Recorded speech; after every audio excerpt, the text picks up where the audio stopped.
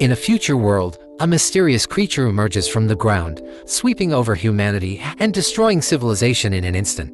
However, these terrifying monsters seem to be restricted by some mysterious force, never venturing into areas above 8,000 feet in elevation. This high ground appears to be under a curse, becoming humanity's last refuge. Will and his son have struggled to survive for 3 years at a high altitude in the Rocky Mountains, during which time life has gradually returned to a primitive state. As a scientist, Nina has always harbored the determination to fight back.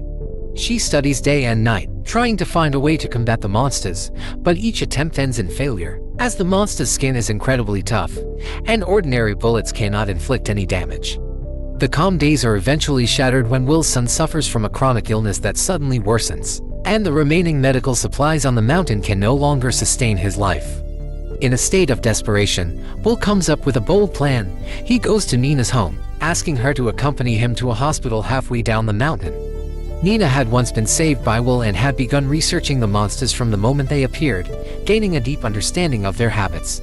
Will is not acting blindly. He knows of an abandoned mine that can lead underground to the vicinity of the hospital. The next morning, after entrusting his child to an aunt, Will and Nina head to the ammunition depot.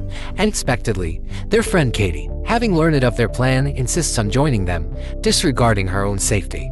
With no other choice, Will agrees to take her along. Thus, the 2 women and 1 man slowly make their way down the cliff. Nearby, the brutal aftermath of a battle between the military and the monsters is clearly visible. As they approach the pit, Will feels anxious, fearing that monsters might be lurking inside. However, Nina remains calm, explaining that the monsters have a strong biological magnetic field and pulls out a compass, which shows no movement, indicating that the monsters are not nearby. Soon, they cross the 8,000-foot elevation line and officially enter the monsters' territory. The 3 arrive at the battlefield and begin to carefully search for usable supplies. Will is lucky to find a grenade launcher, which he hands to Katie. Nina discovers a piece of monster skin on the ground. After organizing the supplies, they continue toward the hospital. In the 3 years since humanity's disappearance, the forest has been occupied by various animals. Soon, they reach a cable car station, with the other end leading to the halfway point of the mountain.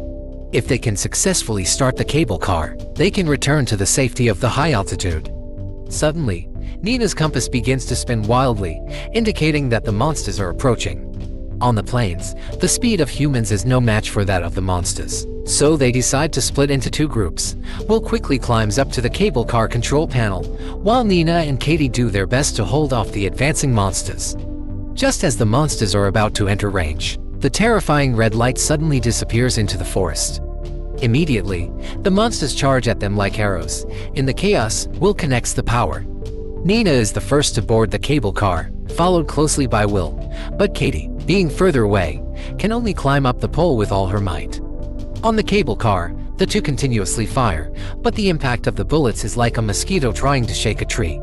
In a critical moment, Katie seizes an opportunity and leaps, with Will narrowly catching her.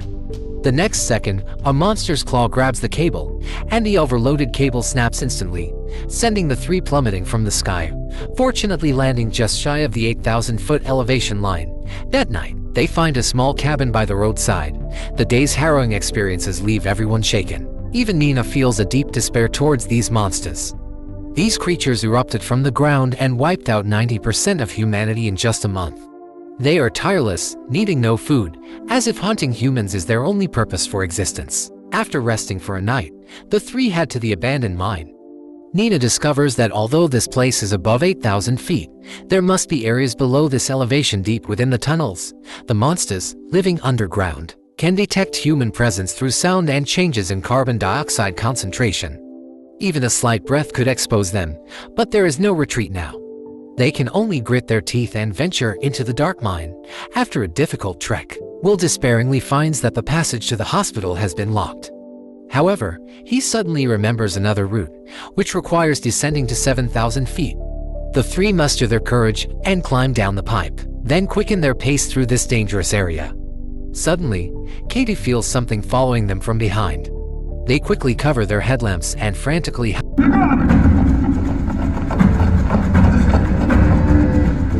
hide in a crack in the mine. Will panics and fires bullets, but they have no effect on the monster. Nina tells him to calm down. They turn off their headlamps and hold their breath. Sure enough, the monster instantly loses its target, and a glowing red tentacle reaches in. Searching for humans, in a moment of inspiration, Will pulls out a hard object, ignites it, and throws it on the ground, releasing a large amount of carbon dioxide, successfully attracting the monster's attention. The three take the opportunity to pry open another side of the cave and crawl out with great difficulty. But it seems the monster sees through their plan and disappears without a trace. As Katie crawls out, she hears a low growl, and then sees the monster drag her away. Will and Nina suppress their grief and desperately climb up the ladder, finally escaping the mine. The two, having escaped, arrive at an abandoned farm. Will is pleasantly surprised to find that the owner's vehicle can still start, and there is plenty of food stored inside.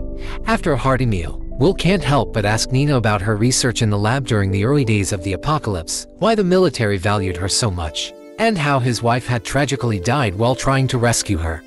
Nina slowly explains that they discovered that the monster's skin could not be penetrated by conventional weapons but could chemically react with a certain element, just as they were close to a breakthrough. The lab was attacked by the monsters.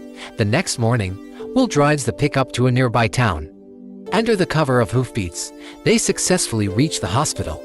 The hospital is in disarray, and Will navigates through it based on memory, hurriedly searching for medicine. At this moment, Nina's compass spins wildly. The monsters are clearly nearby.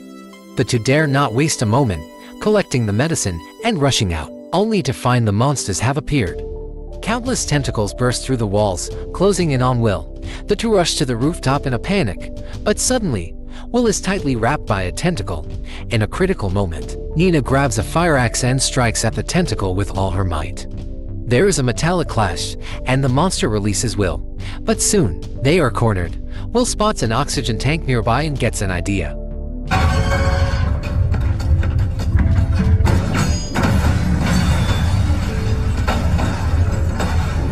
They look at the motionless monster on the ground, and Nina's hope is rekindled. It seems these monsters are not invulnerable, so she asks Will to take her to the lab. After years of research, she has a method to kill the monsters, but lacks the equipment to verify her hypothesis. To reclaim humanity's home, Will drives Nina to the lab without hesitation. Upon arriving at the lab, Will stands guard while Nina mixes the element with other reagents and applies it to the bullets. However, when the bullet is fired, it causes no damage to the monster's skin. Will urges her to leave quickly, but Nina insists on making one last attempt. She tells Will to leave first, as her vehicle is nearby, and if the experiment fails, she can drive away. Will no longer stops her. Nina continuously adjusts the reagent ratios, but the bullets still cannot penetrate the monster's skin, just as she is at her wit's end. The monsters approach the lab.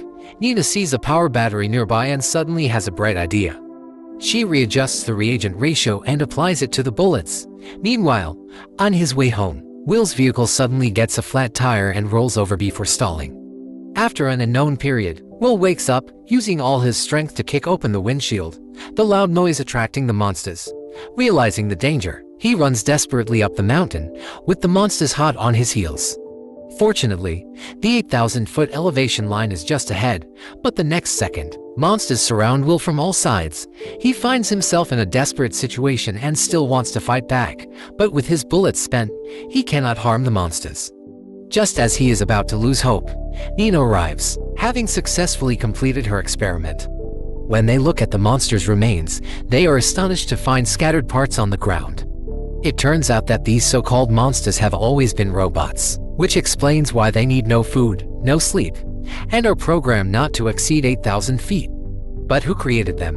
Although they are filled with questions, the two decide to return to the village and raise a pirate flag symbolizing their counterattack.